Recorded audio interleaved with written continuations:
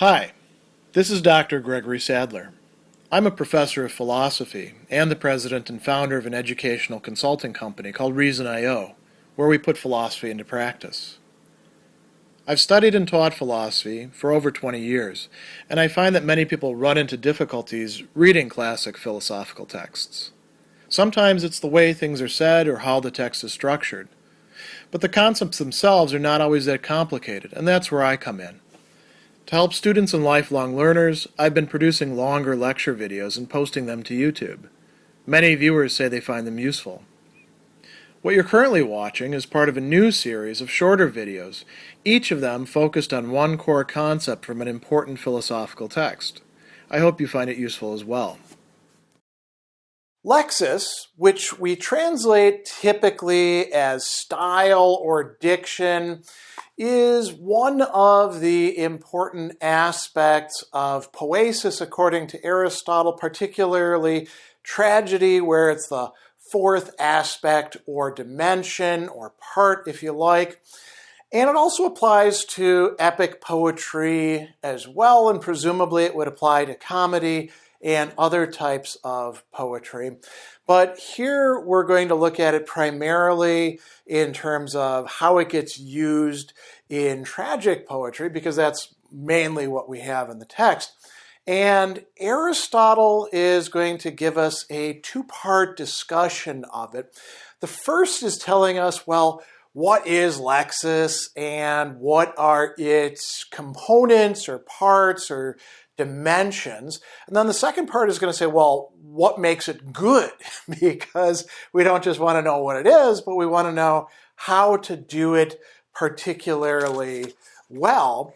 And so Aristotle is going to begin his discussion in a very interesting way by talking about something different than the components or parts, the mero of Lexis. He's going to tell us about, we could call them aspects of diction, ways in which we use language, ways that we should be able to distinguish apart from each other and not confuse with each other. So he says that for matters of diction, one kind of study, one sort of study, has to do with what he calls the forms, the schema of utterance, the kind of, actually schemata, the sorts of ways in which language is arranged. And utterance there is actually lexeo, so the kinds or schemes of diction itself. And who does this really matter to? So he's going to mention the actor, it's translated here, knowledge of which belongs to the art of delivery, right? And then to the person with the mastery. And this is a really interesting locution because he talks about architectonicain, talking about the delivery itself. So the architectonicae, the architecton, is in other parts the master builder. It's the word we get architect from.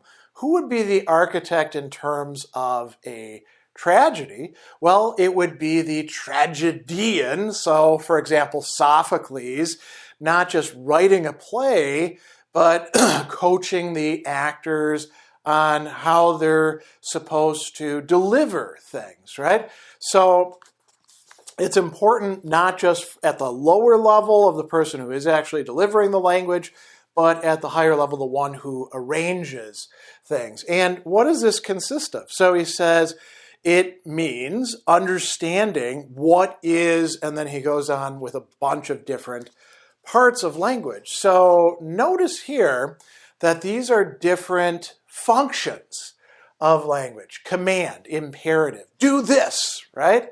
That's not the same thing as saying, I think that you should do this. It's actually telling somebody to do something. Prayer or request, right? The term is broad enough that it could include not just religious prayer to the gods, but praying to somebody who has control over something. Narrative, telling a story, explaining how something came to be. threat. If you don't do this, then I'm going to do this thing to you. Asking questions, getting replies, and then, this is not the end of it because we have a and so on, or on other things of that sort.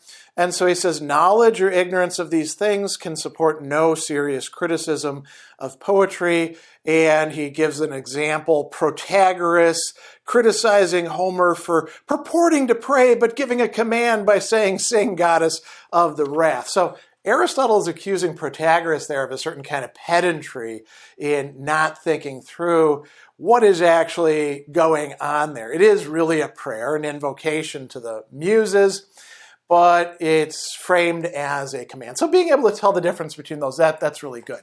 Then we get to the parts of diction per se, right? So he's going to tell us that the components or the parts, all of the parts, ta mere, right, hapaces, are these. And so he's going to rattle them off. We've got elements, right?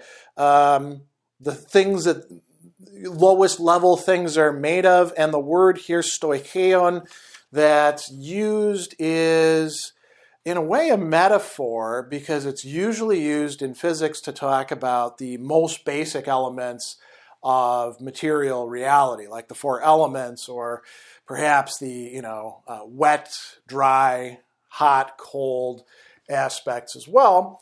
Syllable, so a single thing that we actually say, syllabe in Greek, it's just a same word.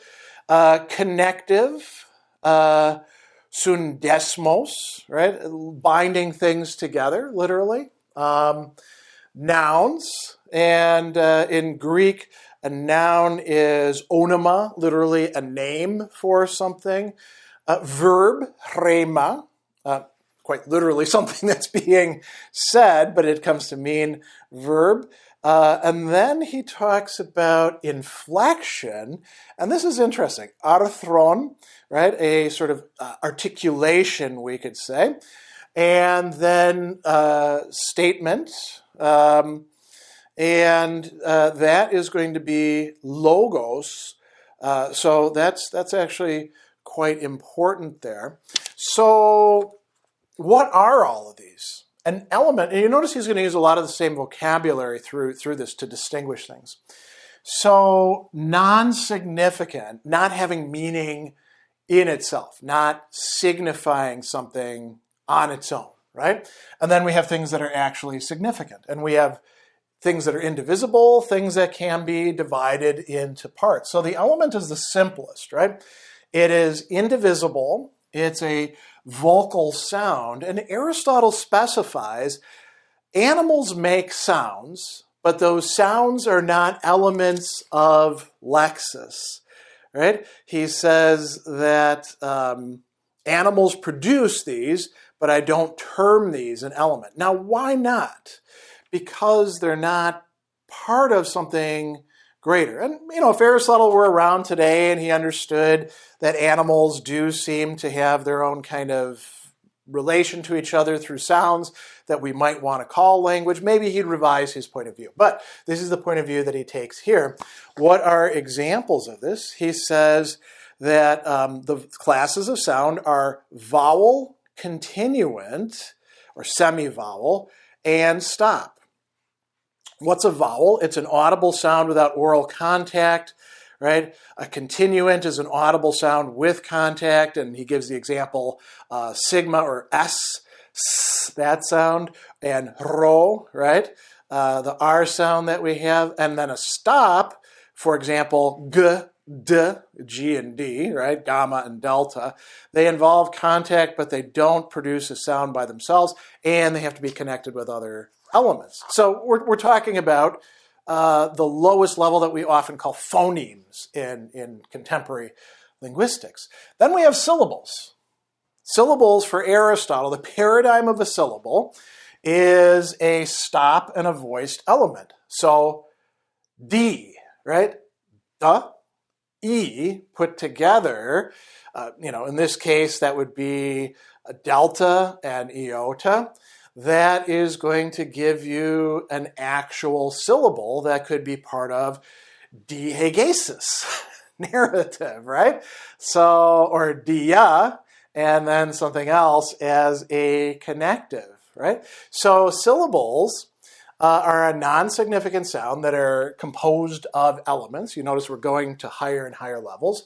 Then we're going to start getting other things that could be more than just a syllable, or in some cases are just a syllable. So he talks about connectives. He says a connective is a non-significant sound which neither prevents nor creates a single significant utterance from a plurality of sounds, usually placed at the ends or the middle of a statement, but not on its own at the start of one. He gives a bunch of examples here. Men, day, toy, de. These are all sort of injectives that we use in ancient Greek, just like we use similar locutions in English at certain points. Sounds that by themselves don't actually convey something, but when you put them together with other words, they add a little bit of spice, they add a little bit of meaning, or they could actually be connecting things together. He says, a non-significant sound which naturally produces a single semantic utterance, like a conjunction, right? It indicates the beginning, end, or division of a statement. Amphi, peri. Another great one that he doesn't use here is kai, and, right? Or a, either or, right? So connectives by themselves don't have meaning. They do attain meaning or produce meaning when they're coupled together with nouns and verbs. So let's move on to them. Next, what is a noun? He says it's a compound, significant, non-temporal sound. Literally, it doesn't have time.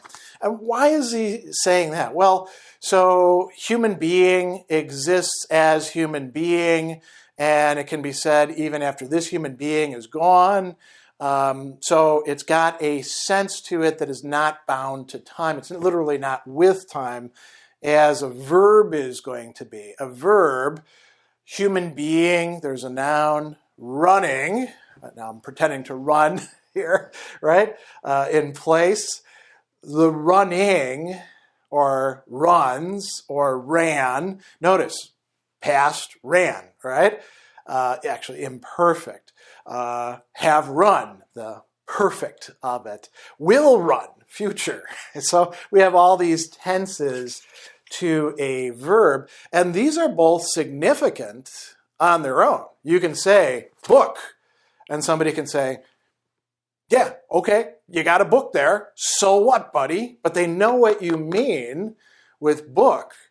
Very different than saying or above, right? The connectives they have a meaning, but they attain their meaning with other things. Then we get inflection. So inflection is something that we don't really have that much of in English, although we do have a little tiny bit of it in terms of time with verbs, and we do at least have the ending for plurals, including some words that change from a singular to a plural, like bird, birds, we just end and add an S. But goose, geese, right? We change the vowel to signify that. That's sort of coming from our Germanic substructure to certain words in English. And we can say similarly about certain verbs. So I use the word run, ran, right? You notice that there's a shift there in inflection as well to signify time. But most of our words in English don't have that. All Greek words pretty much have that. So inflection can signify case or the condition of something. Is it in relation to this? Is it the subject of the action? Is it the object of the action? Is it the indirect object? Is it coming from it? That's what case does. Number, plurality. Greek actually has an archaic dual as in addition to having a singular and a plural. Time for verbs, right? And then different modes of things. So again, something that we more or less lost in English, but we can think of the subjunctive or optative in Greek, ways in which we signify a modality to it, right? So that's important. And then finally, we have statements. And statements are when we put things together. And he says not every statement consists of verbs and nouns. So for example, the definition of human being as rational animal, you don't actually have a verb there, but maybe you do implicitly. You're saying human being, rational animal, and then we say is, don't we, right? And is a verb, so maybe Aristotle's being a little cagey there, but it could just be implied. But we have a lot of statements that actually do have a verb and a noun together. Cleon is walking is one of these, and he says a statement can be unitary in two different ways. It could be unitary by signifying one thing, like a definition, or it could be unitary by combination. For example, a massive thing like the Iliad, if we consider the Iliad to be one long statement. So those are the parts of Lexis. And then there's two other things that he talks about before he shifts to talking about what makes Lexis good. So one of these is metaphor. And this is a topic that he also discusses in the rhetoric in similar ways, even using similar examples. He tells us a metaphor, or metaphora in Greek, is the application of a word or name to that belongs to another thing, à l'autre, belonging to a different thing. And we can go in different ways with it, from genus to species, species to genus, species to species. A lot of people want to call those metonymy, as a specific sort of metaphor. And then it can be by analogy as well, kata to analogon.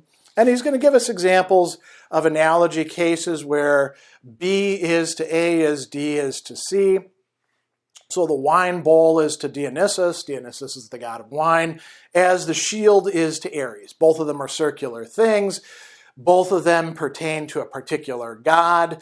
The shield is what Ares uses in his fighting. The wine bowl is what Dionysus uses in his getting people drunk. Right? So that gets it across pretty well. And he's going to give you a lot of examples that you can read there. The other thing that I'll say that's quite interesting here is that he later on is going to talk about being good with metaphor, so you want to be paying attention to that.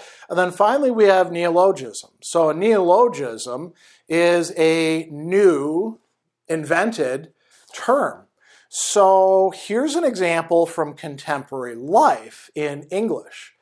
Go Google it, right?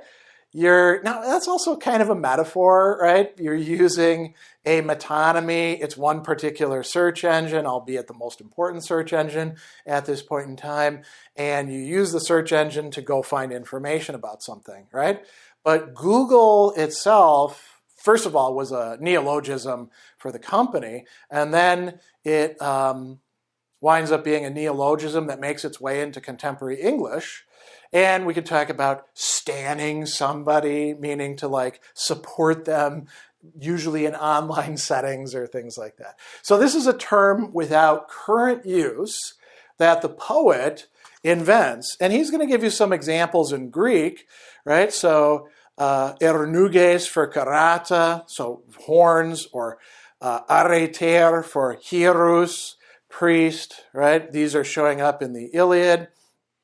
We can lengthen vowels, we can shorten vowels. Poleos for poleos, right? These are examples of what we might do. And we're constantly inventing new terms, aren't we? So these are all of the aspects and parts of Lexis that Aristotle is discussing and describing in the Poetics as things that, if we're going to do well writing poetry, or perhaps even appreciating poetry, we kind of need to know and understand the differences between and where they can be applied.